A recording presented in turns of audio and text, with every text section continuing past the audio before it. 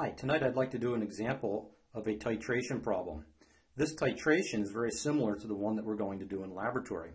It is using an acid and a base in a neutralization reaction to produce water and a salt. In this example, the titration of a 25.00 milliliter sample of sulfuric acid of unknown concentration required 22.87 milliliters of a 0.1581 molar potassium hydroxide solution to reach the equivalence point. We would like to determine what the concentration of the sulfuric acid is. First of all, to start this problem, you need a balanced chemical equation, remembering that a neutralization reaction is a reaction between an acid,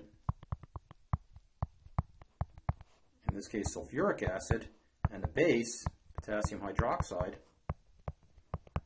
to give us a product of water and our salt, in this case potassium sulfate aqueous. I wrote water as HOH so that I could balance the hydroxides as a unit. Noticing that I have two hydrogens on the left-hand side of the equation, I need to put a 2 in front of the water. That gives me two hydrogens, but it also gives me two hydroxides. Therefore, I'll put a 2 coefficient in front of the potassium hydroxide. By doing that, I've also balanced out the potassiums on the right-hand side of the equation.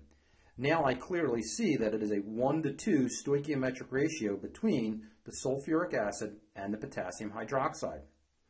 Remembering that when we're doing solution chemistry problems, we want to start off with the compound that we know both the molarity and the volume. In this case, our starting point is going to be the potassium hydroxide, because we're told that we have 22.87 milliliters, and we're also told the molarity is 0.1581 molar. We also know that we have 25 milliliters of the sulfuric acid of an unknown molarity, and that's what we would like to solve for today.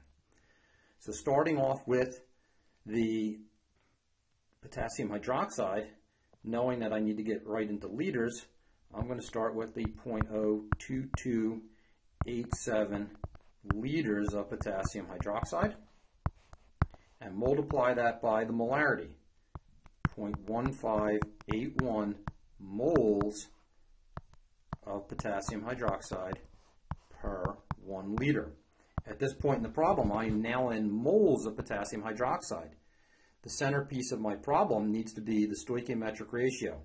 From the balanced chemical equation, I have 1 mole of sulfuric acid for every 2 moles of potassium hydroxide.